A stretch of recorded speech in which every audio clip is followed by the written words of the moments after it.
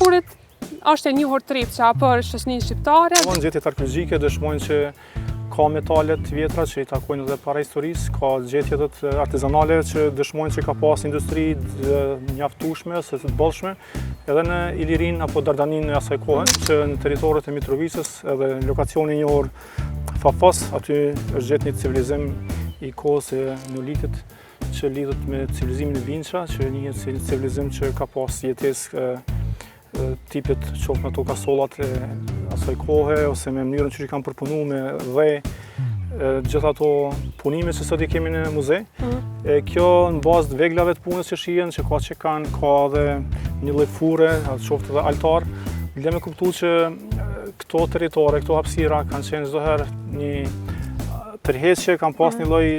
atraksioni për gjithë ata që kanë dashur të mbijetojnë përmes mineraleve të zeheve të kësaj toke. Nga se në gjuhën saksone ose gjermane të vjetër, fjala trepe nuk kupton shkallë. Vlen të theksojmë që diku rreth 40% të plumbit që del nga Trepça shkon drejt për luftën e gjermanëve të asaj kohe në dobi të ushtrisë Hitlerit në asaj kohe. Kur ka qenë koha kulminante, kur Trepça ka pas një zhvillim të hapshëm ekonomik? Trepça ka pas 20.000 punëtor. Sa ka pas ndikim në aspekt kulturor, social, është prap koha anglezëve. Sa punëtor kanë mbet tash në Trepçë, që dhe sa miniera janë aktive? Po mund të jenë 2.000 punëtor, në anën tjetër 4 miniera aktive. Trepça është, mund të them, hyn në mesin e minierave të vjetra evropiane, jo vetëm kosovare. Kështu që për ne kjo është një trashëgimi më shumë se sa lokale, është edhe po aq edhe evropiane.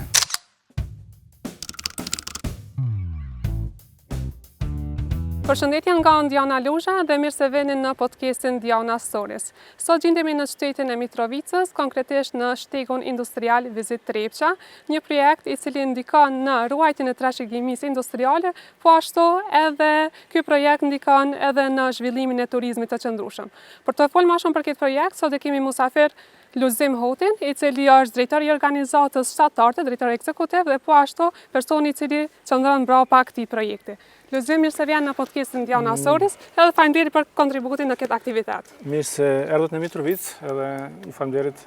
që keni zgjedhur temën tonë për me trajtuar në storyt tuaja. Faleminderit juve për kohën edhe për mikpritjen. Luzim, para se me fol për projektin Vizit Trepça, unë kisha dashur pak më kthy në retrospektiv për gjithë ata të rinë qytetarë të Kosovës që nuk kanë informata për Trepçën. A mundesh më kthy pak në retrospektiv, më na dhënë informacione për historikun e Trepçës. Prekurit është e njohur Trepça për shoqërinë shqiptare deri te ndikimi i saj, sa ka ndikuar në ekonominë, në shoqërinë edhe në kulturën kosovare.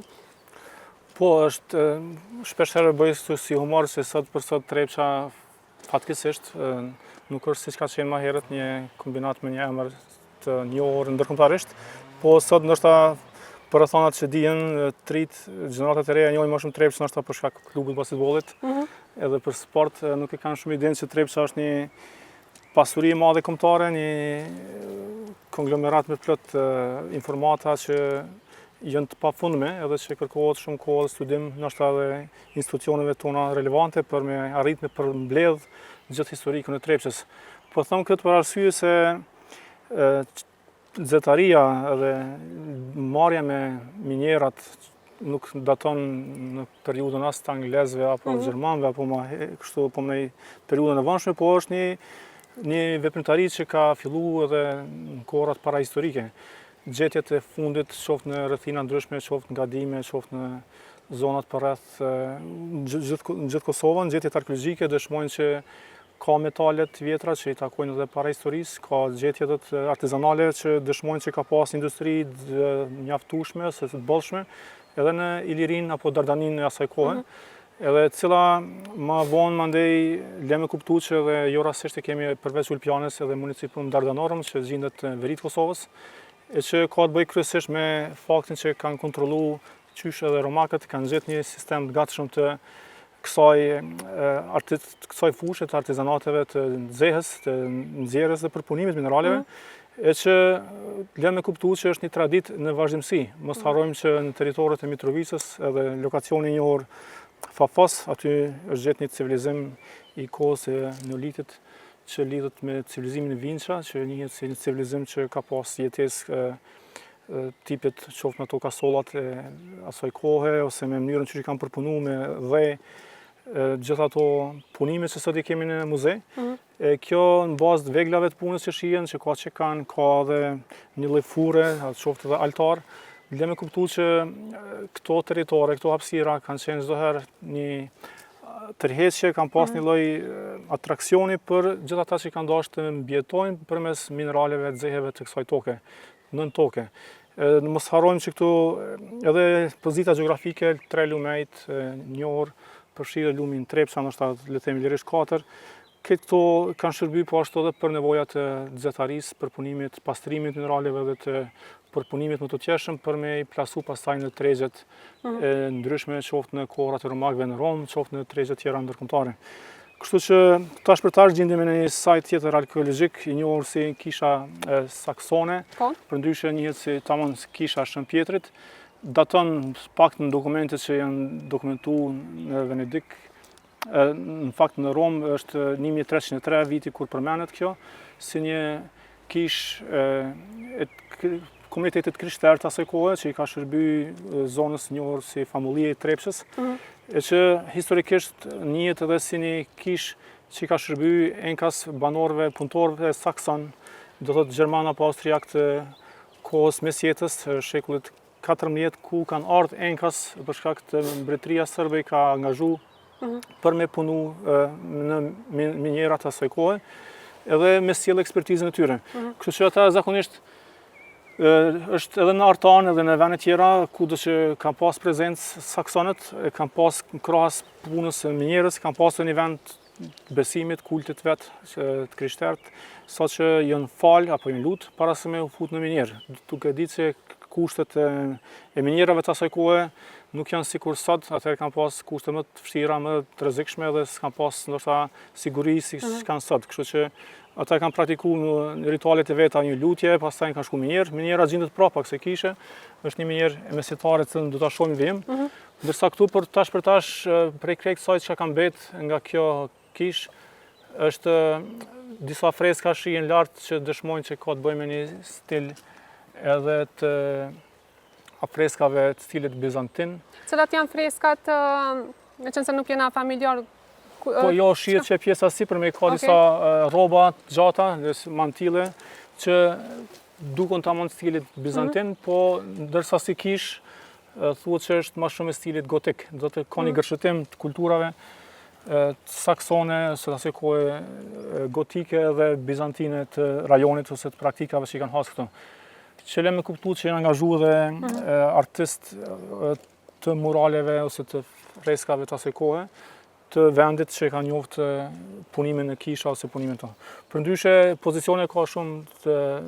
të bukur, është një kodrin të fshatit ose të zonës Trepç, edhe përballë ka minjerën e Trepçës, ndërsa pjesa vjetër që njihet edhe historikisht janë një territor i shkallëzuar, e që besoj nga ajo dhe vjen emri i Trepçës, nga se në gjuhën saksone ose gjermane të vjetër, fjala trepe nuk kupton shkallë. Edhe në bazë disa hartave të vjetra që kemi gjetë, zakonisht përmendet si trepje ose trepja më vonë është bëhet Trepça, po sidoqoftë është një dëshmi që lokacioni ka marrë emrin për shkak të atyre shkallëve që janë faktikisht të minjerës, të mënyrës që kanë punu, sepse edhe historikisht gërmimet ose eksploatimi i zejeve ka shku shkallë nga një pjesë më sipërme gradualisht duke bërë një shkallëzim sa më të thellë që kanë pas mundësi. Kështu që nga kjo besoj edhe emri Trepça rrjedh, edhe si e tillë zona ka pas shtrezime ndryshme të kulturave ndryshme, por për një periudhë shumë gjatë, nga se perandoria osmane me ardhjen e tyre nuk është se ka pas një uri të mëdha në zetari ose në metalurgji, dhe nuk kanë pas ndoshta ekspertizë mjaftueshme, saqë ka pas një ramje ose një nivel më të ulët të prodhimtarisë. Krejt do deri po themi lirisht deri në fund të shekullit 19-20, nuk është se Trepça ka pas mandej ndonjë dinamik ose zhvillim të hapshëm, ose nuk është njoft sa duhet. Por me ardhjen e anglezëve, ose që është një ndryshe marrëveshja me kompaninë angleze Trepça Mine Limited, atëherë në 1997 ata vinë e bajnë një analize, me 1930 veç fillojnë edhe punën më konkretisht. Kështu që nga ajo kohë anglezët sjellin një dinamik tjetër, investojnë dhe shndrojnë Trepçën dhe zonën e Trepçës në një ndërmarrje e cila gjeneron të hyra të bollshme, ndoshta lirish më thonë mund të jetë një vlerë gati sa 1 miliard euro të sotshme gjatë vitit, është gjeneru të hyra nga zeta reja, nga nxehtë, nga mineralet që nxjerrin atë kohë. Kështu që ajo nuk kupton që me një përvojë dikun me një rast kur kanë arritur që të prodhojnë deri në 7 vite punë aktive, lën të kuptohet që Trepça fillon merr hov edhe si emër dhe si ndërmarrje, po më vonë kalon në duart e gjermanëve nga se fillon edhe lufta e dytë botërore, edhe me ardhjen e gjermanëve, anglezët vetëm se ja lënë një infrastrukturë të gatshme Gjermanisë naziste të asaj kohe, edhe në atë kohë do thotë ata gjejnë këtu një infrastrukturë të gatshme me investime milionëshe të asaj kohe, edhe gjejnë infrastrukturë dhe ekspert gatshëm të cilët një farë forme edhe i udhëzojnë dhe i detyrojnë të punojnë për interesa Gjermanisë. Vlen të theksojmë se dikun rreth 40% të plumbit që del nga Trepça shkon drejt për luftën e gjermanëve të asaj kohe, në dobi të ushtrisë Hitlerit në asaj kohe. Kështu që Trepça edhe gjatë asaj periudhe kohore luan një rol të rëndësishëm, nga se gjithë infrastruktura dhe pasuria toksore i shërbejnë kauzës në këtë rast të luftës dytë botërore, më konkretisht Gjermanisë, por me kaq nuk mbaron historia e Trepçës, nga se fillohet dhe punohet edhe pas asaj mbretëria Jugoslave ose slovene, kroate, serbe provon me rikthyer dhe me shndru tamam në një aset dobishëm, saqë vetëm vitet kur Jugoslavia e nacionalizon Trepçën, atëherë fillohet me trajtu dhe me zhvillu në forma më moderne edhe me qasjen që në emër të një shteti të ri Jugoslav të sjellin investime ekspert ndryshëm, qoftë rajonal, qoftë sloven, qoftë gjerman, anglez, provojmë të kthy kuadrat, por nuk është se prodhimtaria arrin nivelin e duhur dhe të kënaqshëm për interesat e Jugosllavisë ose kohë, nga se mungon ekspertiza mjaftueshme për gjitha potencialet që ka pas Trepça. Po. Edhe me këtë rast, siç e dimë historikisht, mungesa e ekspertëve nuk kupton edhe mungesa e ekspertëve në mesin e shqiptarëve, të cilët në atë kohë s'kan pas as edhe një fakultet në gjuhën shqipe. Edhe nga kjo duket se interesi i Jugosllavisë është që t'i ofrojë mundësinë shqiptarëve si shumicë e territorit në Kosovë të edukohen në fusha ndryshme me fokus edhe në zyrtari, metallurgji, në mënyrë që të krijohen sa më shumë ekspert për çdo herë në interes të asaj kohe të shtetit tyre. Për eksploatim të minjera. Për me pas më shumë xherem tyrash, edhe kështu që fillohet të dalin kuadra të reja profesionale nga Universiteti i Prishtinës, të cilët punësohen në Trepçë edhe kështu gradualisht arrin të marrin pozitat të duhura menaxheriale, edhe të arrit numri më i lartë të punësorëve shqiptar në pozita vendimarrëse, e që kjo reflekton po ashtu mandej edhe në zhvillimin ekonomik edhe të Kosovës, nga se ka fakte kur në një mbledhje të menaxhmentit të asaj kohe të Trepçës vendoset që të merret një vendim që përveç ndërtimit fabrikave në Mitrovicë të bëjnë ndërtimin fabrikave edhe në qytete tjera të Kosovës. Mos harrojmë Trepça ka pas fabrikë edhe në Prishtinë, edhe në Skenderaj, në Zhakov, në lirisht mund të them Famipa, Prizren, në Gjilan, fabrika baterive, do të me një vendim të tillë Trepça arrin me ndiku në urbanizimin dhe industrializimin e gjithë Kosovës. Pak a shumë me krijimin e vendeve të reja të punës edhe me sjelljen e një çështje të re të zhvillimit ekonomik të Kosovës. Kështu që e dhash një përgjithësim të gjithë asaj që ka ndodhur me Trepçën për etapa, por normalisht që ka edhe shumë çka për të thënë, nga se edhe historianët kanë atë rolin e vet dhe çdo herë më shumë kjo temë lyp trajtime më të detajume. Por gjithsesi me aq sa ne si aktorë të shoqërisë civile po synojmë që të ngrisim temën çështjen e kauzën e Trepçës, është duke rikujtuar që Trepça Mitrovica nuk është vetëm ura hibrid, po Mitrovica është Trepça, Mitrovica është nën toka, Mitrovica është edhe potencialisht edhe ardhmja e zhvillimit ekonomik Kosovës në përmasa më gjera, nga se vlera e pasurisë në toksore i te kalon shumë përmasat parashikimeve që edhe gjeologët i kanë, nga se shpesh herë 2000 miliardë pa është një fakt fundi që është përmend një studim i fundit për vlerën e Trepçës, vlerën monetare. Po ka të tillë që thonë edhe 2 trilion, ka të tillë, edhe ekspert huaj që kanë thonë flasin për triliona, po flasim edhe për zetë edhe ndoshta edhe të nën tokës me thëngjelle, me tjera, po sidoqoftë është një pasuri e madhe nën tokë, edhe në anën tjetër kemi të bëjmë me një shoqëri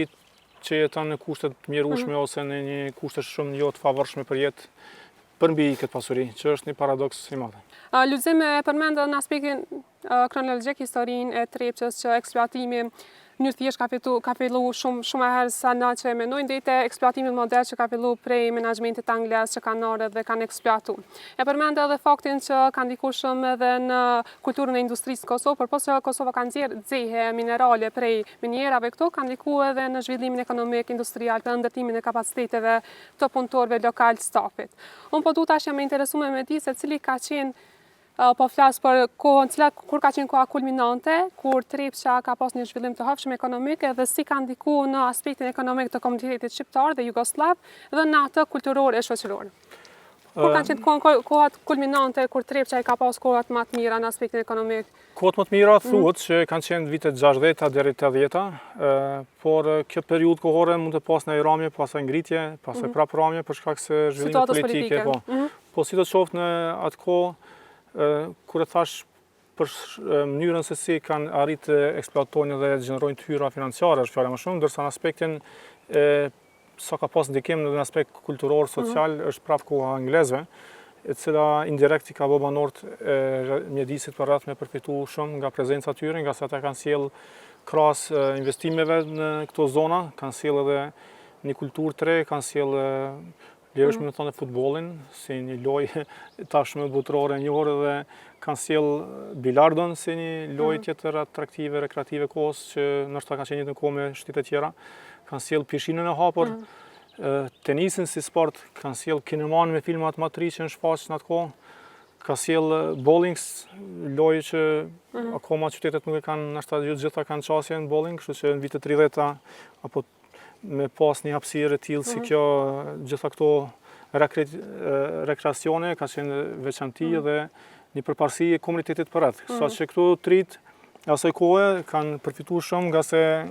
pëzojmë nga një përvojë tradicionale, mirani instrumenti me 5 tela. Jo, në fakt me 2 tela kanë kalu në instrument me 5 tela. Për tas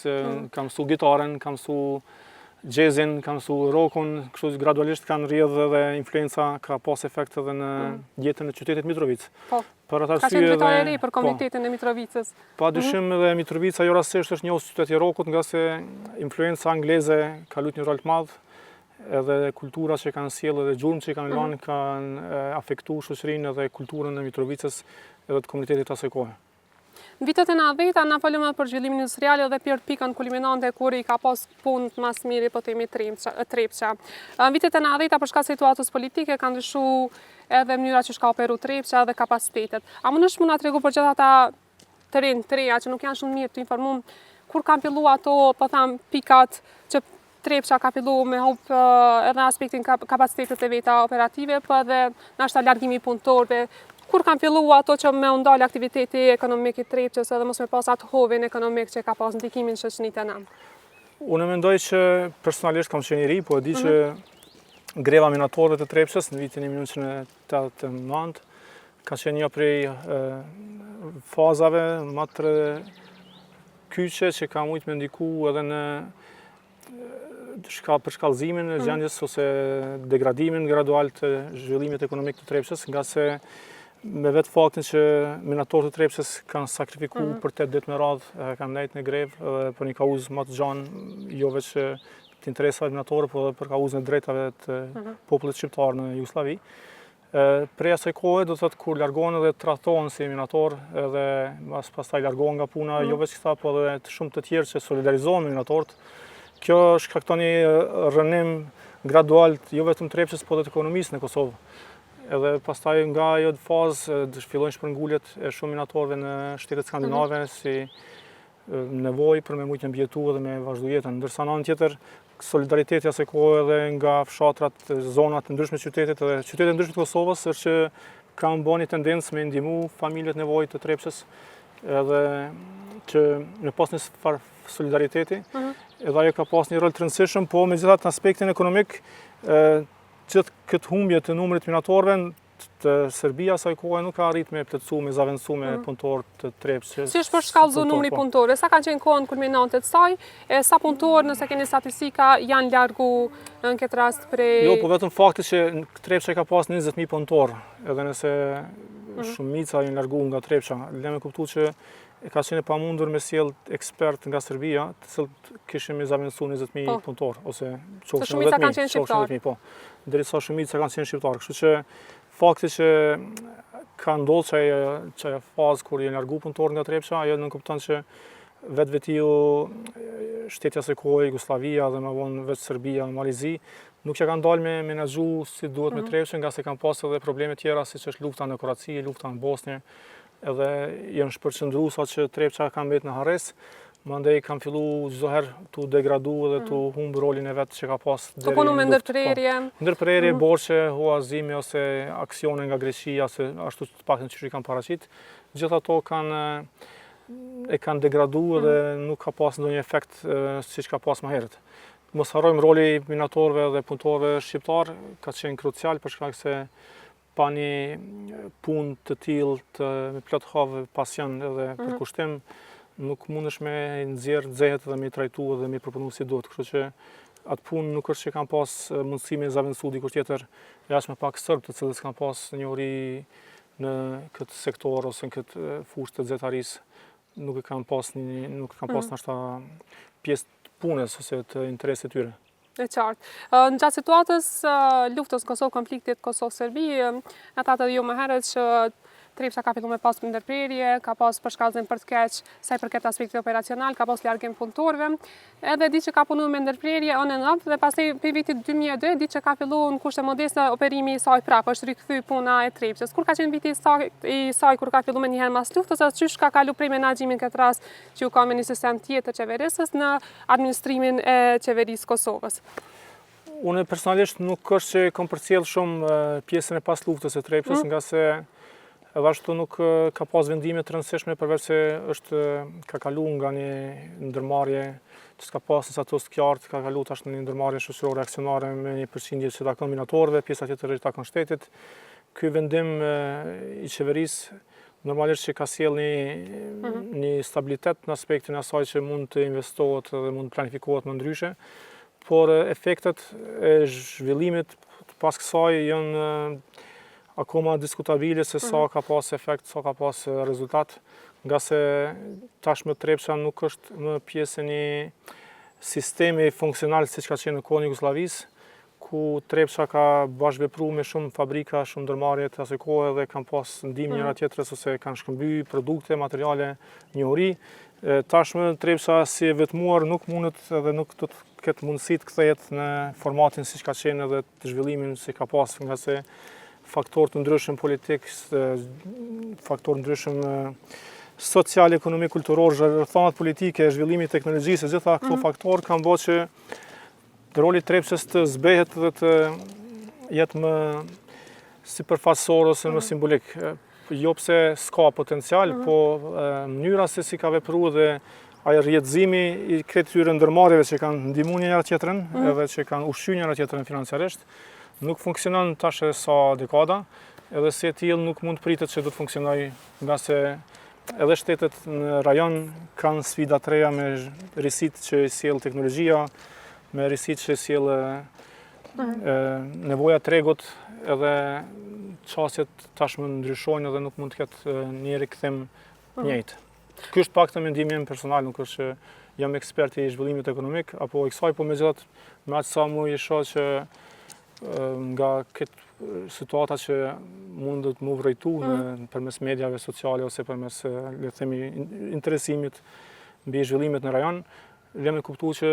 Trepça duhet me ndryshu mendësinë e funksionimit dhe me qenë më bashkëkohore se sa të mendoj të kthehet në kohë. Është shumë mirë të mendoj për të ardhmen me çësje këtë të reja se sa të mendohet për kthimin e Trepçës së dikurshme, nga sa s'do të ndodhë. Luzim përmend edhe aspektin kur I ka pas kohën kulminante të saj, po edhe sot përmend gjendjen ekzistuese ku gjendet Trepça. Apo më intereson me ditë në aspektin ose në sensin e operimit. Sa punëtor kanë mbet tash në Trepçë dhe sa miniera janë aktive, edhe pjesën e teknologjisë e përmend që tash nuk I reziston kohës, po sigurisht e kanë përshtypjen që janë pajisje vjetër suma, nuk ka pas më investim në këto pajisje prej menaxhmentit anglez. Sa punëtor janë tash, edhe sa miniera janë aktive. Unë mund të flas vetëm kështu me informata, ndoshta jo plotësisht të sakta, po mund të janë 2000 punëtor.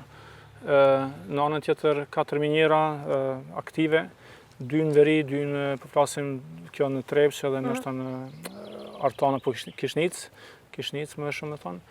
Po megjithatë prapë kushtet e punës janë më shumë I takojnë periudhës anglezëve që kanë investuar dhe ndoshta më vonë të Jugosllavisë. Nuk ka pas reinvestime Nuk ka pas më reinvestime nga se besoj tash edhe qasja dhe mënyra se si punohet dallon shumë. Unë mendoj që përveç makinerisë, teknologjisë dhe nevojave, unë mendoj prapë që edhe njeriu si qenë njerëzore, si punëtor, nuk e ka më moralin e një punëtorit, minatorit dikurshëm. Nëse një minatorit dikurshëm e ka marrë punën me aq seriozitet sa që ka jep ndoshta maksimumin e maksimumit në minjerë ose gjatë punës së tij, qoftë edhe kryesisht ata po flas minjerës, ndoshta nuk është më çaj pasion, ndoshta e kam gabim, po besoj që me gjithë përpjekjet që I bojnë nuk mundet më krahasu një minatori dikurshëm me një minator të ditëbesotshëm. Po flas për shkak të demotivimin e tyre edhe në rrethonat që gjendemi sot. Çka ndikan tek ata që mos me pas motivin e njëjtë? Po do të jemi real tash edhe rrethonat edhe kushtet e punës për kohën kur vjeton me këto kushte që janë, nuk të jep moral të njëjtë sikurse këto vegla pune në kohën kur kanë punuar minatorë të mëshëm, para 100 vjetë për shembull, nëse ka pas një makineri caktune dhe diçka të vegël pune të dobishme, ai ka moral edhe ka lecu punën, po ndoshta sot në rrethonat kur ne jemi rritë dhe shohim që ki internet, ki informata, ki modele teknologji ndryshme, pajisje të reja, ti thu vetëm vetë pse punoni me këtë lloj vegle derisa ka dal vegle re, që me një sekondë rregullon ose zgjedh këtë problem. Kështu që ka shumë faktorë që ndikojnë, po është mas miri din minatorët me shpjegu, po megjithatë ata kanë zgjuar edhe intervista që I shohim ankohen për kushtet e vështira. Është investimi I madh që kërkohet komplet sistemi pse mos themi edhe sistemi prej që zbresin në minjerë, nga se dhe lifti nuk është në kushtet moderne të bashkëkohore, është më shumë një lift I kohës vjetër kur ka shërbyer në atë mënyrë, por ka shumë punë do të që nga minjera, apo gjitha pajisjet përcjellse, po. Nuk I qëndrojnë kohës. Po.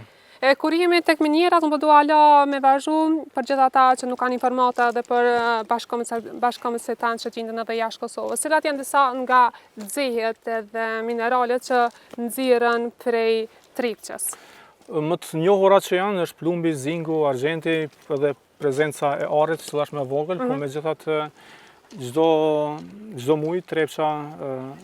si ndërmarrje që është transparente, çdo kush mundet me I has dhënat më të sakta në faqen e tyre, qoftë në Facebook, ku çdo muj ata dalin me dhëna sakta, për shembull se sa xehe për zona plumb ose xehe lanë të parë eksploatohet ose nxirret nga Trepça dhe sa ton xehe dalin gjatë një muji. Kështu që për gjithë qytetarët mundem me përcjell edhe në faqen e tyre të Facebookut, Trepça SHA. Ka dhëna përmuajshme për nivelin e kapacitetin e xeheve që nxjerrin gjatë këtyre muajve. Po. Normalisht që nuk krahasohet me të kaluamën, nga se numri më I vogël I punëtorëve, kushtet e gjitha këto bëjnë që të mos ketë një krahasim si tash me të kaluarën, po të paktën ka një përpjekje të madhe dhe të palodhshme të stafit edhe të menaxhmentit, po edhe të minatorëve të Trepçës që me bë më të mirën e mundshme. Po, edhe pse me kapacitete shumë simbolike se atëherë.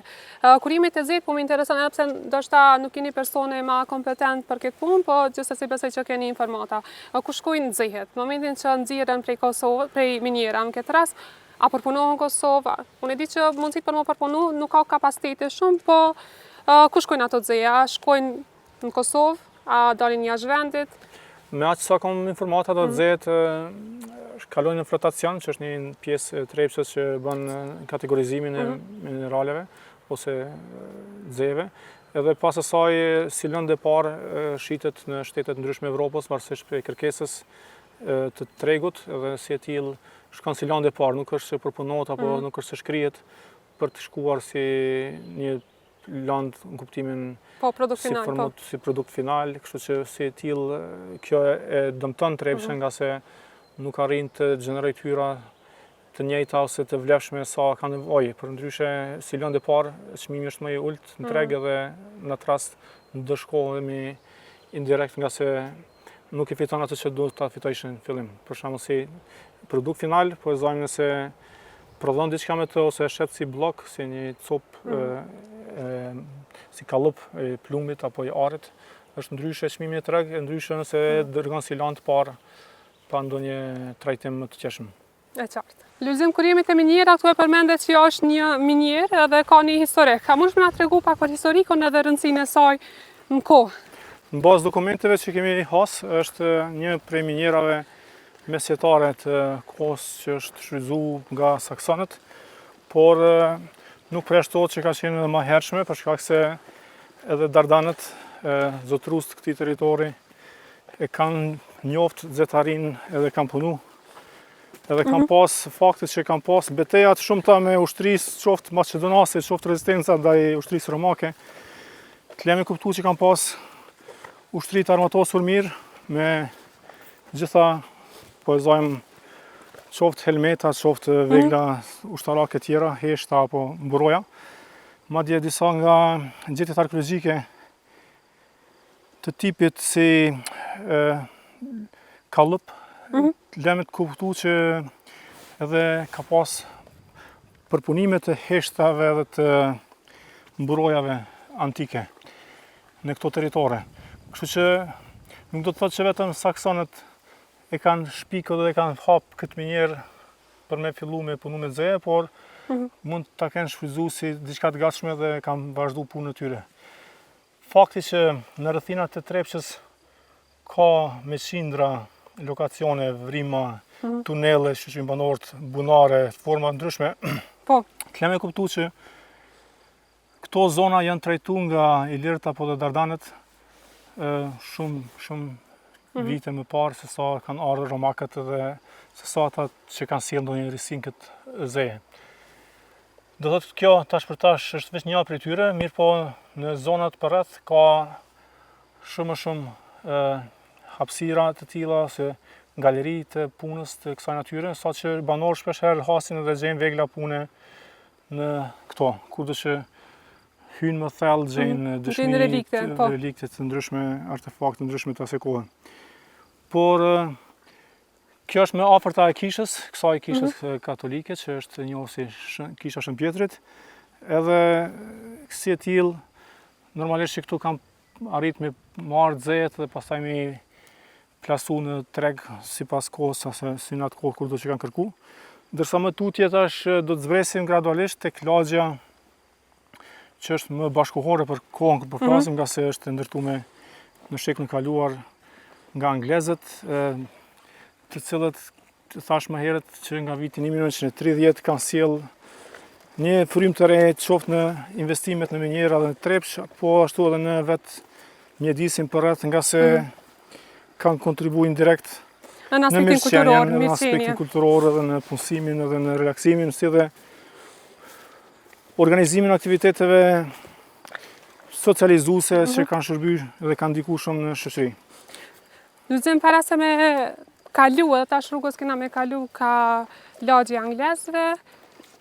unë kisha dashur me ditë për audiencën e për gjithë ata që po na ndikën, se në arsye pse kemi ardhur këtu është projekti Vizit Trepça. Si ka lind nevoja për projektin Vizit Trepça si shteg industrial? Ne si organizatë kulturore, normalisht që në kuadër të programeve tona kemi një program që synon enkas mbrojtjen dhe promovimin e trashëgimisë kulturore. Kur flasim për këtë, ne kemi parasysh edhe trashëgiminë shpirtërore për atë materiale. Ne dimë që çdo zonë e Kosovës ka vlerat e veta të trashëgimisë, edhe ne si organizatë në rrugës sipër gjatë hulumtimeve, gjatë punës që kemi bërë në terren, kemi dashur me identifiku, me mbrojt ato objekte që janë për të mbrojtur, qoftë shtëpinë e Xhaferdevës, kurdo që është dashur me reagu për mbrojtjen e saj dhe kundërshtimin për ndjegjet saj ose qoftë objekte tjera, siç është rasti i shtëpisë armatës që kemi avoku për me mbrojt si objekt të tillë. Pastaj kemi pa që po e lëmi anash një fushë shumë të rëndësishme identitare të Mitrovicës, e që lidhet shumë drejt për drejt me industrinë, me historinë, me impaktin që ka pas në kulturë, e që ka qenë Trepça, që ka qenë historia e Trepçës, dhe kjo na ka detyruar që gradualisht me kthy vëmendjen nga një vlerë shumë e rëndësishme jo vetëm Kosovës, po dhe Evropës, nga se Trepça lirësh mund të them hyn në mesin e minjerave që daton në mesin e minjerave të vjetra evropiane, jo vetëm kosovare. Kështu që për ne kjo është një trashëgimi më shumë se sa lokale, është edhe po aq edhe evropiane. Andaj si grup, si organizatë, një pa të udhës që me fillu gradualisht me trajtu këtë temë, saqë kemi fillu me mbledhjen e trashëgimisë shpirtërore me fokus të veçantë në mbledhjen e historisë gojore, me një fjalë kujtesës së minatorëve, së punëtorëve të Trepçës. Njëri prej aktiviteteve do me thonë ka qenë historia gojore, memoria kolektive për punëtorëve të Trepçës. Pikërisht, saqë kemi arrit me mbledh 100 rrëfime të punëtorëve të Trepçës, ish punëtorëve të Trepçës që janë moshë shtyr ose në penzion. Dhe si e tillë, në bashkëpunim me doktorën Semcanolli dhe studentët e antropologjisë në vitin e kaluar, kemi arrit me mbledh, me trajtu këtë histori dhe me bë një përmbledhje që është edhe në format digital, po është edhe në format librit si botim me 5 vëllime, me 10 vëllime, falë. Po. Do të thotë është 10 story herë 10 vëllime, janë 100 rrëfime, të cilat tashmë janë pasuri për neve dhe për mua personalisht janë një kristal ose një gur më shumë mbi atë që ka Trepça. Pra njëri prej aktiviteteve ka qenë edhe historia gojore përmes dokumentimit ose memorias kolektive, ku janë nda përvojat e punëtorëve të Trepçës. Me qenë se me profesionin jeni gjuhëtar, sa ka pas rëndësi promovimi i historisë gojore këtë rast për historinë e Trepçës të kjo? Sa i keni dhënë rëndësi? Ko ka qenë motivi pse e keni realizu këtë aktivitet? Po, ne edhe ashtu personalisht edhe vetë si staf, si organizatë, shpesher kemi vizitu Trepçën, zonën angleze, për qef, për nevoja ashtu dhe veç për rekreativitet, por me kohën kur kemi dëgju historit nga vetë punëtorët të Trepçës, kur kemi arrit me kuptu rëndësinë edhe më shumë mbi historitë dhe të gjitha ato përvojat që kanë nxjerrë minatorët dhe punëtorët e vjetër të Trepçës, atëherë vetë se i ka shtu vlerë gjithë kësaj anës materiale, sepse pa njeriun këto s'ka ndonjë efekt, kështu që kur e kemi shtu rrëfimin e njeriut, qytetarit, punëtorit të Trepçës, kjo ka pas mandej një kuptim më të madh, nga se gjithçka pastaj flet, edhe ndërtesat, nga se kanë histori, mandej dihet kush ka punu, çfarë ka punu, edhe jep pasuri më shumë gjithë atij aseti. Kështu njëjtë kur kemi mbledh 100 rrëfime, për neve ka qenë veç një, që thuhet një pikë ujë në det, nga se nga 20.000 punëtor, ne kemi mbledh vetëm 100 punëtor, 100 rrëfime, janë shumë pak. Edhe për këtë ne si organizat çdo herë kërkojmë mbështetje, nga se pasioni ekziston, ekspertiza ekziston, ekipa të rive që janë angazhuar dhe kanë punuar në këtë projekt ekziston. Do të thotë ne jemi të gatshëm me vazhdu 100 historit e tjera, mirë po nga se synimet tona janë që punojmë në disa fusha, nga njëherë po na merr shumë kohë dhe energji për të arritur qëllimet menjëhershme. Vetëm kujtojmë se këto 100 rrëfime ne i kemi mbledh vetëm për 6 muaj, që i bie shumë punë dinamike, shumë e shpejtë, shumë precize, shumë e menaxhuar mirë, edhe falë mbështetjes që kemi pas nga zyra zvicerane për Bashkërinë Kosovën, ne kemi dalë që me përfundu atë projekt shumë shpejt dhe shumë mirë. Andaj, ne jemi të interesuar që me vazhdu këtë dinamik, po krahas asaj jemi të interesuar edhe me fillu me mbrojt dhe konservu hapësira të caktuara historike që kanë peshë qoftë trashëgimisë materiale, po dhe të stilit arkitektonik, siç janë për shembull këto ndërtesat që po shihen, janë arkitekturë angleze, e viteve 30-ta që nuk gjendet dikun tjetër në Kosovë, besoj, nga se është enkas e prodhuar dhe ndërtuar për këtë koncept, për këtë projekt,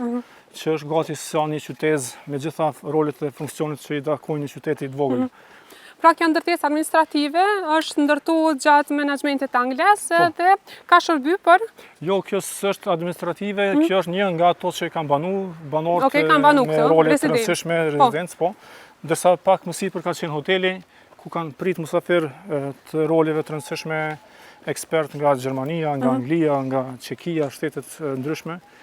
të cilat me një fjalë Trepça nuk ka arrit funksionoj pa ekspertë dhe pa një larmishmëri të tillë të kulturave dhe të ekspertizave. Edhe kjo, do thotë, është një prej stileve të ndërtesave që i takon asaj periudhe, nga se, siç thash më herët, janë disa shtrëzime arkitektonike që veçojnë gjeografinë e Trepçës dhe Kosovës dhe Mitrovicës. Po flas për ndërtime të tipit britanik që janë këto të vitet 30-ta, pastaj kemi ndërtimet e Jugosllavisë që janë vite 70-80 me ndërtesa më moderne. Pastaj janë disa lagje që njihen si koloni angleze, kanë ndërtim shtëpive grupore, qoftë në Mitrovicë, në lagjen Bajr, qoftë në Trepç këtu, sipër Kodrës, qoftë edhe në Zveçan, do thotë ku janë lagje të ndërtuara tipike me shtëpi të vogla familjare për punëtorët e Trepçës. Pastaj ndërtesat e viteve 30-ta që janë të tuneli i parë, që janë një seri e tyre, që edhe ato dallojnë për nga stili arkitektonik. Edhe të gjitha këto tipe ndërtesash,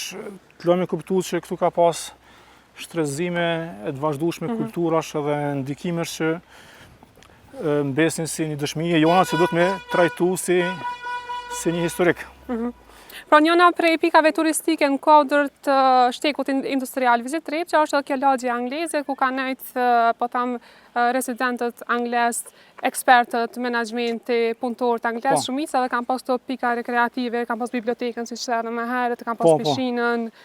e kanë pas kinemon, edhe ka qenë një mënyrë jetese që thamë edhe më herët ka qenë edhe dritare edhe për shqiptarë që me përjetu për kësaj kulturës edhe me ndiku në formësim të tyre. Po, tashmë jemi në pjesën ku është zona kryesore e lagjes në Stantërg apo në Trepç, e cila i ka pas elemente tjera përcjellëse të një qyteze funksionale. Tu fillu prej objektit të parë që është më shumë i njohur si një tip menze e asaj kohe, por këto kanë pas edhe një emër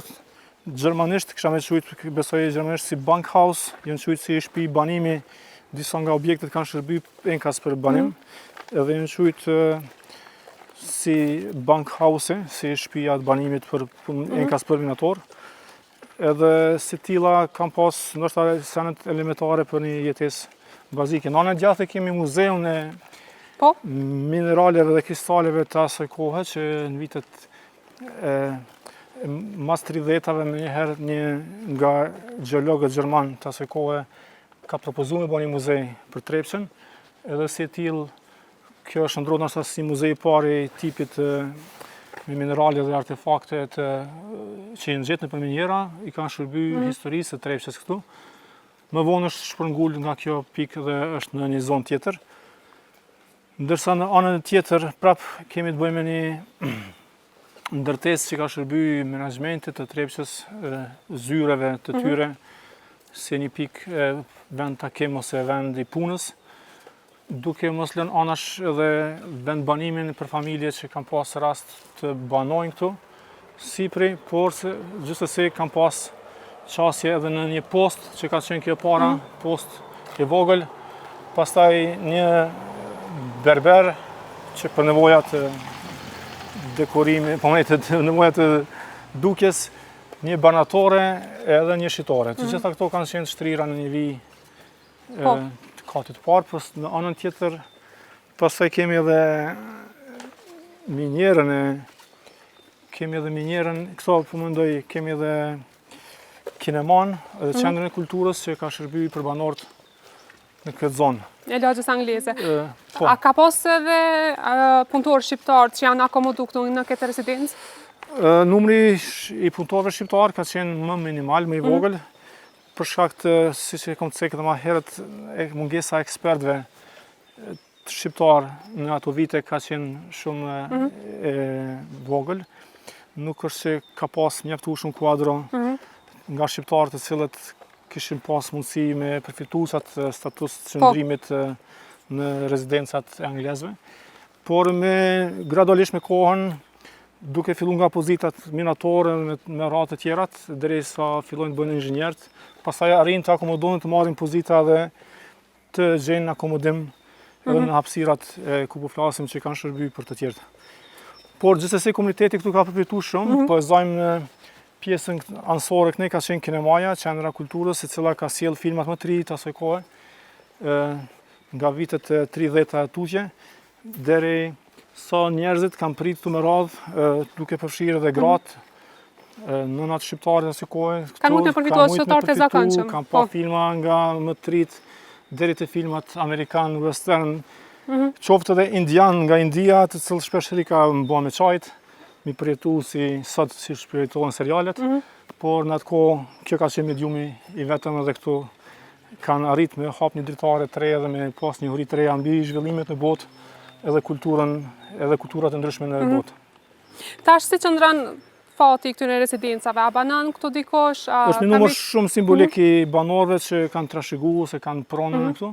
Në anën tjetër këtu lam pas dhe bibliotekën që ka shërby për komunitetin, sikurse edhe për punë i saj ka qenë një bowling center. Ndërsa në kinema në katën e dytë ka qenë bilardoja. Vlen të kujtojmë që ka qenë edhe fusha e tenisit, e cila ka shërby për sportin e tenisit, në atë kohë dhe pishina hapur, një pishinë në madhe në cilën janë organizuar lojrat ndryshme, gara ndryshme të motit, por edhe hoteli i cili ka prit musafir nga shtetet ndryshme ndërkombëtare për shkaqet partneriteteve që kanë pas dhe takimeve që kanë pas në atë kohë.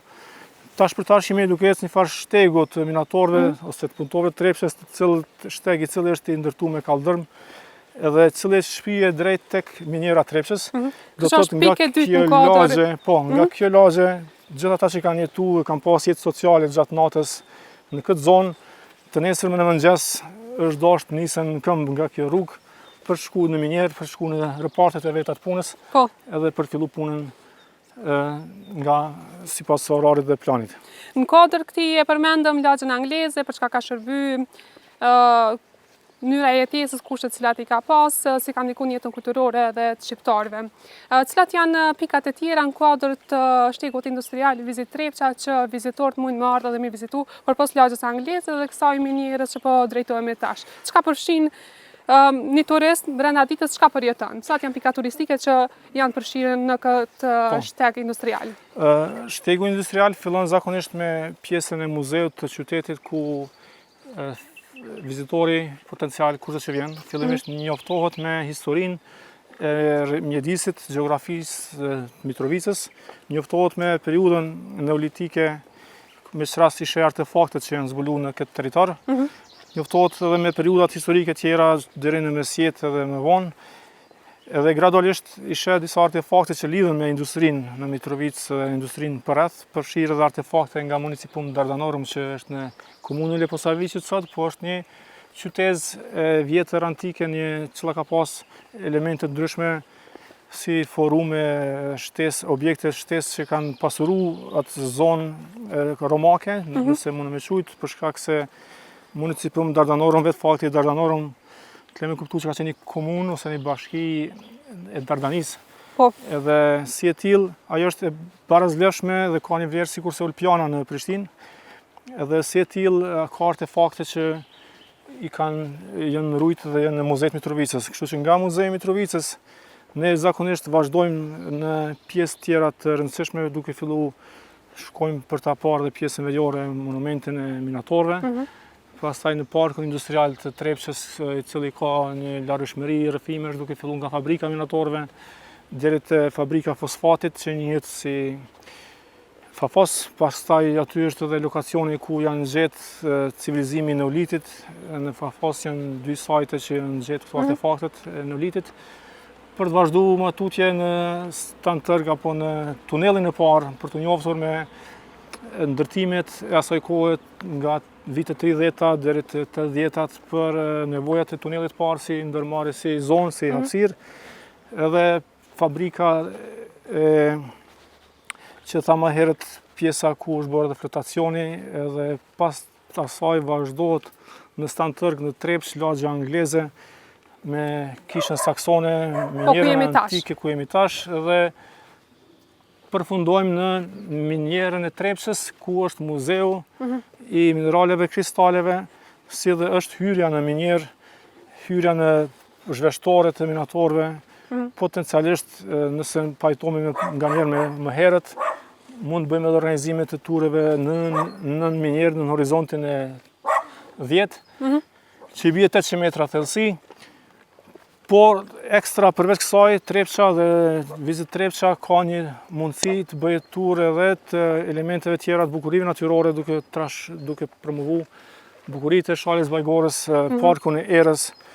shtëpitë ndryshme që po lëshohen me qerase, villat ndryshme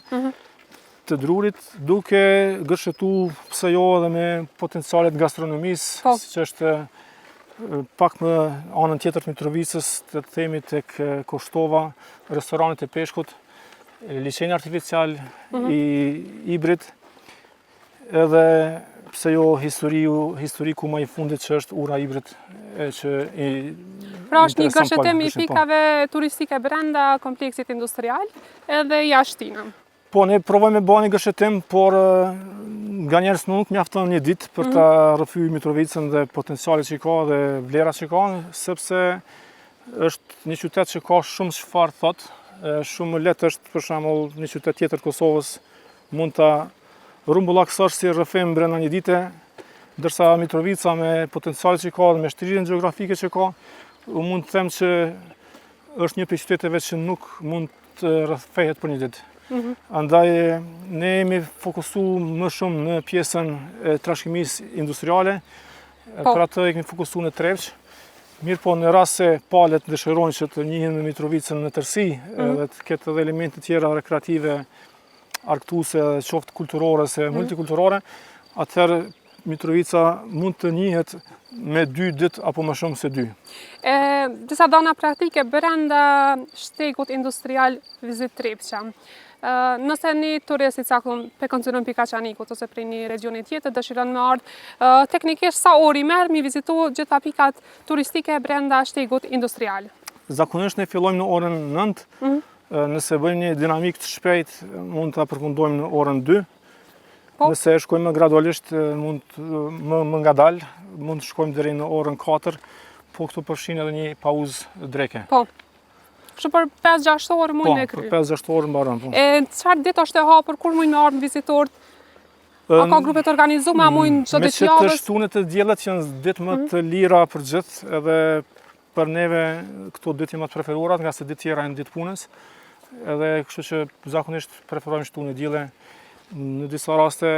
edhe gjatë ditëve të punës, mirë po ato kërkojnë organizim më hershëm më paraprak, në mënyrë që të përfshijmë edhe cicerant që t'jemi kohë dhe të angazhuar. Kur jemi te cicerant, a keni cicerant mjaftueshëm edhe sa janë kompetent për me ushtru këtë detyrë? Tash së fundmi kemi certifikuar një nga anëtarët e organizatës, është licencuar nga Ministria e Ekonomisë në zgaboj apo dhe turizmit, po mendoj është nga Kosovo Guidex, është licencuar si ciceron. Kështu që kemi fillu në drejtim që gradualisht të rrisim numrin e ciceronëve. Për momentin sa janë? Për momentin është 1 licencuar edhe 2 që akoma s'janë licencuar, por që arrin që me kry rolin e një ciceroni. Nga se natyra e rrëfimit të narracionit që kërkohet në këtë sajt Kosovës është më i veçantë, nuk ka të bëjë këtu vetëm me një temë po zona një periudhe historike. Është një natyrë më veçantë që kërkon njohuri dhe nganjëherë ndoshta edhe të dzeheve, llojeve, të emrave shkencor, që lën të kuptoj që është një frymë tjetër e turizmit në Kosovë, është një rrymë më alternative dhe një pako turistike më veçantë, më aventuriere, më intriguese edhe me plot potenciale për eksplorim. Kur jemi te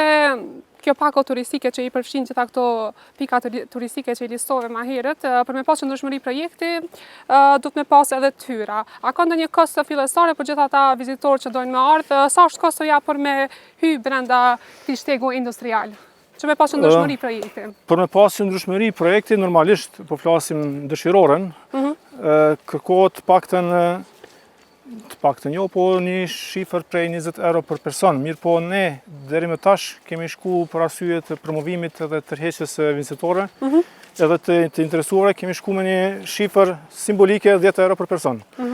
Kjo nuk mbulon shpenzimet organizative, logjistike dhe të kohës, por megjithatë ne jemi të interesuar me promovu si të tillë edhe me kthy vëmendjen nga trashëgimia industriale e Trepçës, nga se si e tillë është unike për Kosovën, është unike edhe për vetë Evropën, kisha me thonë, për shkak se nuk është që ka diçka të tillë në zona tjera, po zona Bukuria, Prizrenit, Prizreni njihet për bukuritë e veta, për qytet i bukur, qytet historik, arkitektura, gjitha ato, po ajo është çka është Prishtina, ka historinë e vet, ka objektet e veta historike me aq mbaron, nuk është çka ke më shumë Prishtinë. Peja ka bukurinë natyrore, ka qytetin, nuk ka diçka më shumë. Po flasim kështu më shumë kuptimin si të fush, se përndryshe çdo qytet ka historitë e veta dhe njerëzore dhe si qytet, po megjithatë po flasim si pako turistike, nuk është që janë të trajtuara sa duhet, po e kanë nga një fush, po zona edhe Rrugova me bukuritë e saj është turizëm malor, atrakcion aventurë malore. Por Mitrovica e ka këtë veçantë dhe për këtë arsye ne jemi të interesuar që me promovu turizmin e industrisë, trashëgimisë industriale, nga se për neve trashëgimia industriale flet shumë. Do të thotë ne këtë çfarë shohim sot duke fillu prej kerrave, makinerisë, telefonave mobile dhe kamerave, që do të shohë që kemi pajisje rrjedh nga mineralet, nga në toka, nga metalet që dalin nga toka. Do të zhvillimi i njerëzimit fillon prej zhvillimit të minjerave. Si po flas si civilizim, si zhvillim ekonomik, si zhvillim i përgjithshëm. Andaj kjo është një hap i rëndësishëm ku njerëzimi bën një kthesë të madhe në zhvillim, në emancipim.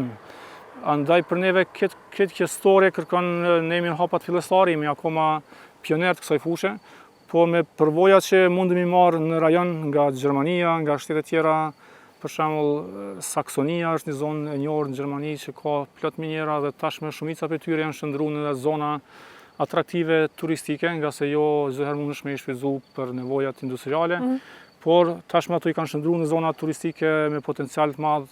që indirekt gjenerojnë hyra ekonomie për muzeet e atij vendi, për punëtorët e asaj ane dhe në të kohë sjellin një formë tjetër, një alternativë tjetër zhvillimore.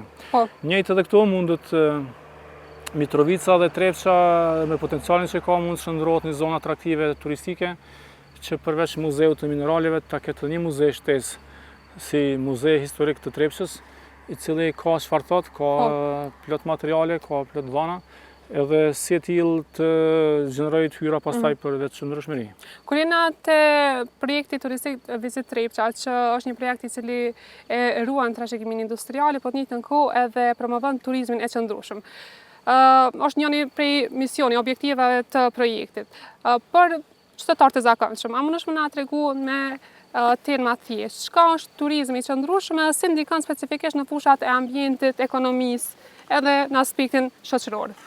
Ne në si synim, normalisht që krahas zhvillimeve të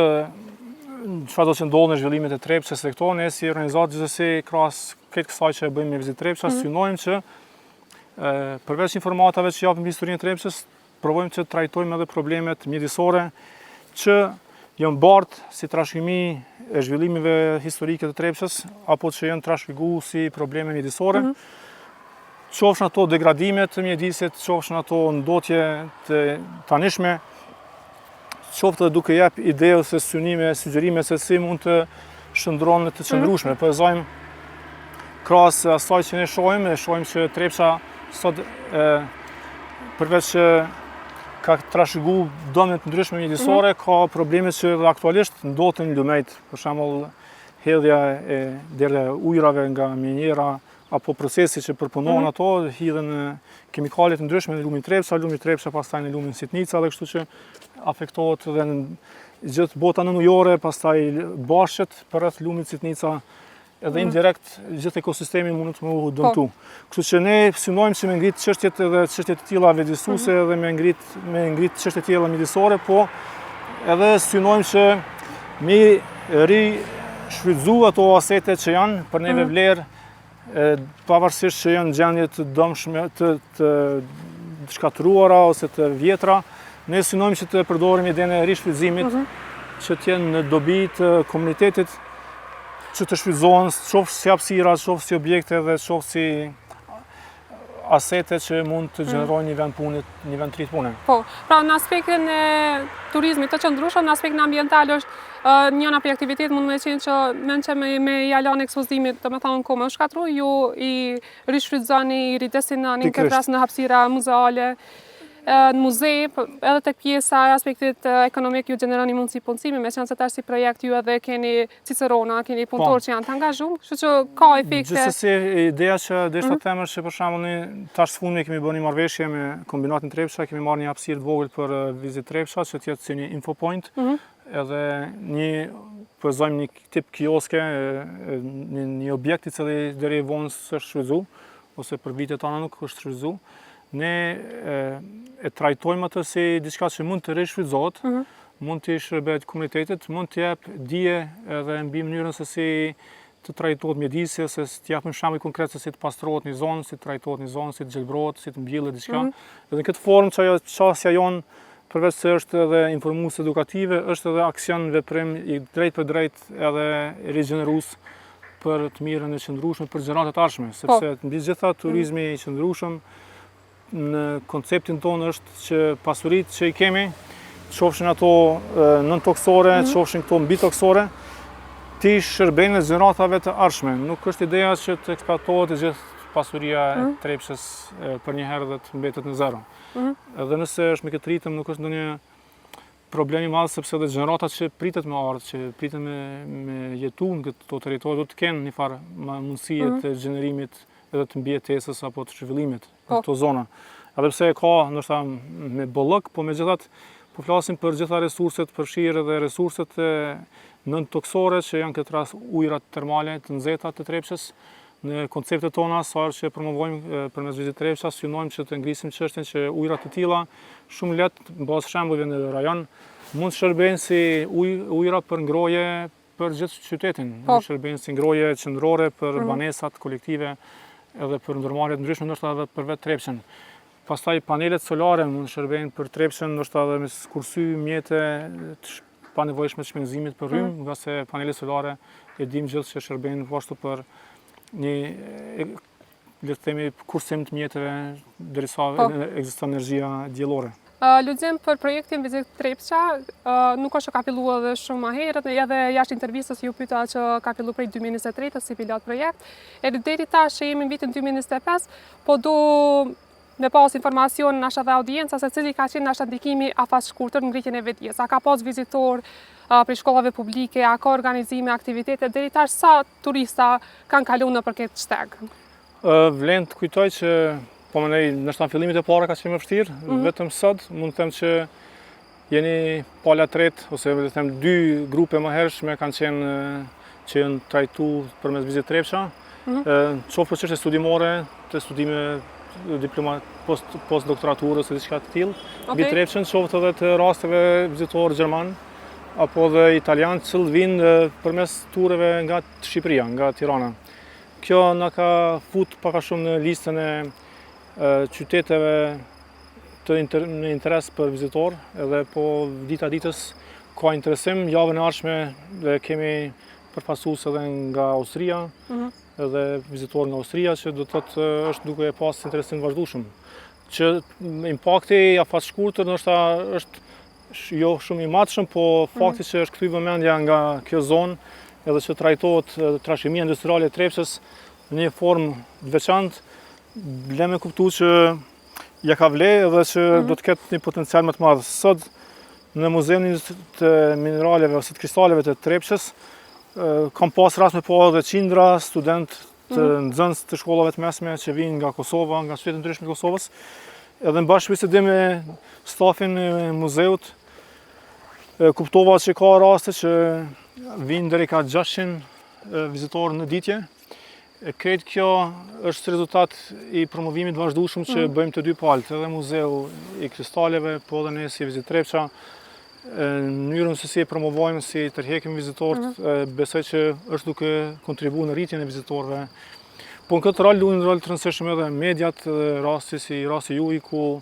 jep një hapësirë nismave të tilla, të cilat kanë qëllim qoftë vetëdijsimin, qoftë informimin qytetarëve, qoftë edhe sjelljen e produkteve të reja në tregun e Kosovës, e që për nga natyra vetë se e pasurojnë mozaikon turistik Kosovës. Ne edhe ashtu nuk kemi ndonjë bregdet ose nuk kemi ndonjë, le të themi ashtu, bukuri që konkuron bregdetit të Shqipërisë ose diçka, po të paktën kemi histori që kanë një peshë të veçantë dhe vetë se e pasurojnë mozaikon e territorit, qoftë Shqipëri, Kosovë, qoftë edhe më gjerë, nga se gjithë kjo histori e Trepçës vlen të trajtohet dhe të promovohet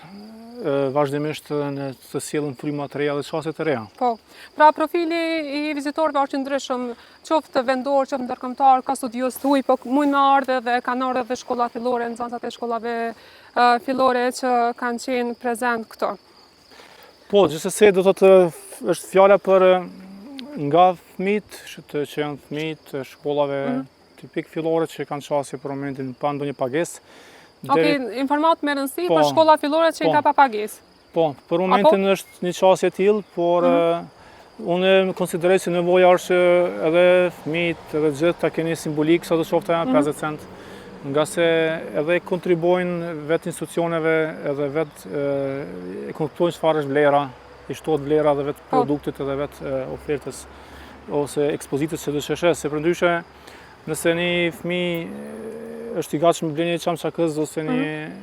gjësen të vogël me 50 cent, i cili harrohet për pak sekonda ose minuta, pse mos e pa diçka të bukur me çat vlerë, pse mos e pa diçka historike ose të pa vlerë në farë formë, diçka që nuk është diçka që shkakton ndonjë problem, besoj kjo shumë simbolike, po megjithatë do të thonë që ka bilet edhe €1 për vizitorët e rritur, kështu që është një mundësi e mirë nga se... Bileta simbolike që... Po, është bilet simbolike, po megjithatë mendoj që muzet, qoftë edhe ky edhe të tjerët, gradualisht do të fillojmë të kemi bileta, nga se vlerat do të keni farë kompenzimi me vlerë. Po. Sa do të qoftë simbolike monetare, por rastësi të jepet si diçka falas. Po kjo në këtë rast ma shumë si mos stimuluese që mu promovu dhe mu ngrit vedia që tash është një shteg industrial. Po duhet ndoshta një informacion praktik. Pe konsiderojmë një shkollë e caktume, dëshiron me ardha, du me po një rezervim para prak, që shkon procedura që me më rrit deri te ju edhe me përjetu një ditë këto? Po, janë dy verzione. Një verzion është që të gjithë ata që dojnë të vizitojnë vetëm muzeun, kontaktojnë muzeun në faqet e tyre në media sociale, vinë e shohin vetëm muzeun mineraleve. Nëse dojnë të na kontaktojnë neve si organizat për ta pas një tur industrial mbi krejt historikun edhe lokacionet që ne konsiderojmë të rëndësishme, atëherë na kontaktojnë neve në Vizit Trepça, qoftë në webfaqen vizittrepça.com, qoftë në media sociale, Instagram dhe Facebook, ku i gjejnë kontaktet dhe i gjejnë dhënat e turit se çfarë përmban dhe se si të vazhdojmë tutje. A pranoni ture vetëm të organizume kur vinë pe konsiderojmë turista me një grupacion caktuar apo edhe kur vinë turista dhe individual, shembull 2-3 persona që vinë edhe shprehin interes? Ne kemi pas raste kur kemi promovuar vetë thirrje publike që kemi stimuluar të rritë nga njëherë dhe pa pagesë, vetë kemi thonë me këtë datë jeni të ftuar të marrë pjesë në një tur mbi industrinë, trashëgiminë industriale, po ka raste kur i fton shumë pak po na vinë. Na piftojmë se thonë hajde pa pagesë, me këtë datë po do të bëni një tur, shumë pak ka interesim. Në momentin që thojmë me pagesë, po ka më shumë interesim. Ndoshta kjo është mënyra që duhet me vepru edhe ne. Kështu që shumica e palëve tash na kontaktojnë neve, jo ne nuk është që po bëjmë në thirrje, po na thirrin neve vazhdimisht. Edhe vazhdimisht po kemi interesime të grupeve, qoftë 5 persona, qoftë 15, qoftë nga agjensione turistike që thash nga Shqipëria, qoftë nisma që janë ndoshta nga të huajt që jetojnë në Ballkan, po që kanë pasi interesante si rrëfim si historie, vinë, na kontaktojnë dhe i sjellin komplet. I huaj është ai që sjell dhe i huajt vinë, do të s'ka të bëjë as pak me shqiptarët ose me Kosovën. Sot kemi pas holandez, të cilët kanë ardhur nga një holandez, i cili ka organizu vizitën. Kështu që do të ka interesim vazhdueshëm edhe po besoj që dita ditës edhe ne tash e kemi edhe hartën qytet, po edhe hartën në media sociale edhe në web faqe, ku dita ditës besoj gradualisht kemi me provu me shtu vlerë më shumë, nga se potenciali është i madh, është gjyqeti i Rashanit që është një lokacion arkeologjik i pa eksploruar, i pa trajtuar as në aspektin infrastrukturor as atë arkeologjik, që dim që është i lidhur shumë ngushtë me Trepçën. Po ashtu ka minjera antike që janë për zonat e Trepçës që shihen nga distanca, që s'janë trajtuar, s'janë shënjume. Ka minjera të vjetra edhe në kuadër Trepçës që janë shumë afër këtu që mundën mu trajtu dhe mu rishfrytzu në mënyra më atraktive, ku mundën me vesh rrobat si minatorë ose me hypak në thellësi të minjerës, sa me përjetu si të tillë. Kështu që potencialet janë të mëdha dhe ne po shpresojmë që hap pas hapi do të ndërtojmë një shteg atraktiv, interesant, me plot njohuri, aventurë dhe që vizitorët kur të dalin përveç asaj që të mësojnë, të shohin pasurinën toksore, të shohin edhe të mësojnë mbi vlerat e Trepçës, por në të njëjtën kohë të dalim ndoshta pse jo të armën me një kristal me vete. Nga se Mitrovica mundson atë që turisti nëse del nga Mitrovica të paktën ta ketë një gurë të Trepçës me vete. E qartë. Kur jemi te turistat, e përmendëm që kemi turist vendor, kemi turista ndërkombëtar që po shprehin interes dhe po vinë në këtë shteg industrial. Mu po më intereson se a keni ndonjë plan për me ndërkombëtarizu këtë shteg industrial, me që një dritare për një, po tham, audiencë më të madhe turistave që e shohin këtë kompleks industrial që ka rëndësi historike, mendoj edhe në nivel evropian e më gjerë. Po ne veç jemi në negociata vazhdueshme, se në kontakt dhe themi më mirë, me një komision të mbrojtjes së prezervimit të trashëgimisë industriale të Evropës, i cili na ka publikuar një artikull së fundmi me Trepçën, me një artikull që ne kemi dërguar, e kanë publikuar në revistën e tyre. Edhe jemi në kontakt vazhdueshëm, na kanë mësuar një ftesë me marrë pjesë në 50 vjetorin e këtij rrjeti. Rrjeti i cili promovon trashëgiminë industriale evropiane, është po ashtu edhe një rrjet tjetër i shtegut trashëgimisë industriale evropiane, me të cilët po kontaktojmë. Mirë po, përpjekjet tona janë që ta institucionalizojmë këtë nismë, nga se kjo nuk ka kuptim të ju lihet barë një organizate si që është shtatare, për shkak se duhet ta ketë përkrahjen edhe shtetërore. Nuk mundet vetëm ne si një shoqat që ndoshta s'kemi buxhet mjaftueshëm i dal ballë kësaj teme. Ti dalim ballë ta ndërkombëtarizojmë në nivelet që i takon. Për këtë arsye kjo temë duhet trajtohet edhe nga niveli qendror, duhet trajtohet edhe nga ministritë përkatëse, qofshin ato e ekonomisë, qoftë edhe kulturës, që bashkërisht të ndërtojmë një koncept se si të ndërtohet akoma më tutje ky shteg, si të mbrohen disa nga setet e trashëgimisë materiale edhe ato shpirtërore, si të ekspozohen në forma më duhura dhe më bashkëkohore, edhe si të shitet ajo paket apo si të plasohet në treg, nga se është e përkeqësardhjes që muzeu në fjalë këtu ku jemi nuk mundet me shit asnjë kristal vetëm, ndërsa ilegalisht në rrugët e Mitrovicës çdo ditë shohim persona të cilët shesin edhe gjenerojnë tyra nga mineralet ose kristallet Trepçës. Kështu që pse mos fitoj shteti, derisa ka mundësitë, pse mos fitoj edhe institucioni, derisa përfiton një qytetar.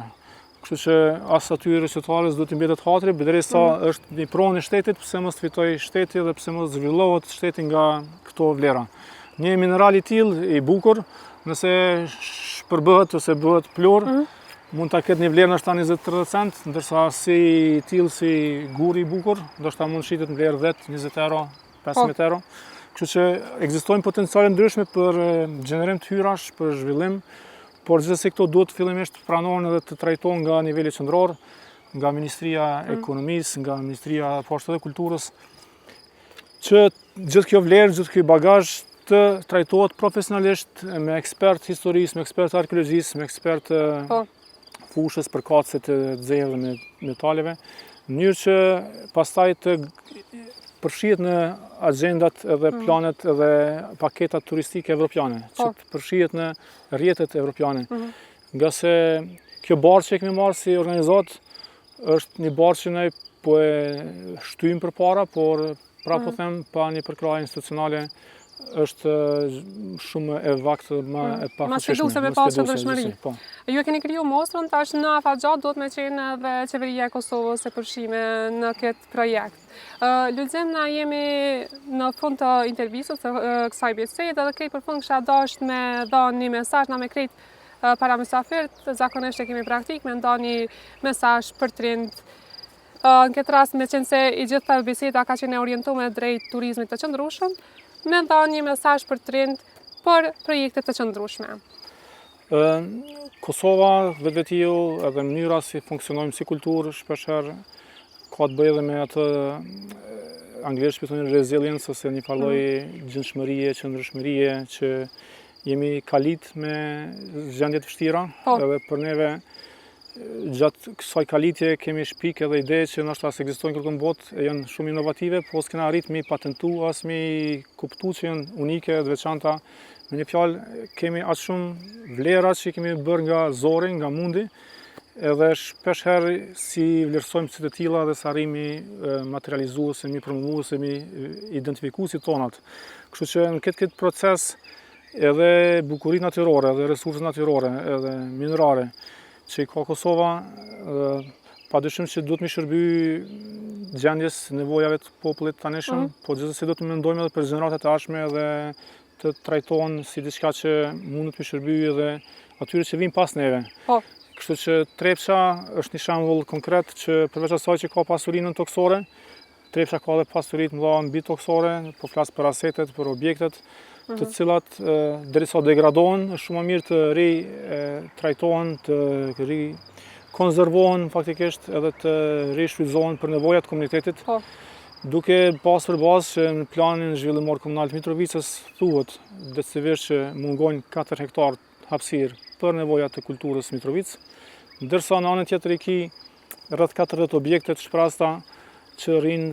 shprazëra pa një farë roli të qartë se çfarë mund shërbejnë, ndoshta janë që 2-3 dekada të tilla, po do të thonë që ka shumë asete të cilat mund të shërbejnë, mund të rishfrytëzohen e që kishim i kontribuar zhvillimit qëndrueshëm të këtij vendi. Kështu që trit çka mund të bëjnë është që të mësojnë më shumë për historinë e vendit vet, të kenë land historie jo vetëm për tërsinë Kosovën dhe shqiptarët, po të kenë land edhe për qytetin e vet, të kenë land për fshatin e vet, për historinë e vet, për arsye që nga ajo pastaj të fillojnë të ndërtojnë vizionin se nga ta çojnë më tutje. Edhe në këtë rast edhe Trepça dhe Mitrovica është e lidhur ngushtë njëra me tjetrën, edhe armja e saj edhe Mitrovicës është gjithsesi e lidhur me trashëgiminë industriale, po gjithsesi edhe me potencialet që i ka nën toka e Trepçës edhe gjithë shalës, por çdo herë duke ia mundësi që të ketë ide edhe për rishfrytëzim edhe për gjeneratat e ardhshme. Po, e qartë. Lulzim, faleminderit për këtë mesazh, edhe për mua personalisht ka një përvojë shumë edukative sot shtegu industrial dhe mënyra e bisedës që është trajtuar. Faleminderit edhe për gëzimin për këtë projekt. Jam shumë krenare që shqiptarët e Kosovës tash e kemi një shteg industrial dhe këtë rinit përfshin edhe gjenerata janë për ata që janë matrirë, nuk janë shumë familiarizuar me shtegun industrial dhe me historikun e Trepçës, se ka një mundësi me pas se çish ka funksionu industria në kalumën edhe çish ka shërbyer si shtyllë ekonomike kritike për Kosovën dhe Jugosllavinë. Faleminderit që ka këtij projekti, jape shembuj konkret që mund na me ndiku në zhvillimin e qëndrueshëm. Faleminderit për kohën edhe kontributin ta në këtë aktivitet përvojës tane që ndave. Faleminderit e juve Diana dhe si ekip ju dëshiroj suksese në realizimin e historive të vijim. Kjo që e thamë është ndoshta vetëm një 30% e historisë, nga se Trepça me vërtet është një konglomerat, një hapësirë me një potencial shumë të madh, jo vetëm për neve, sepse çdo ditë mësojmë, po edhe për gjithë studiuesit dhe të interesuarit mbi këtë fushë. Ju falenderoj shumë. Faleminderit.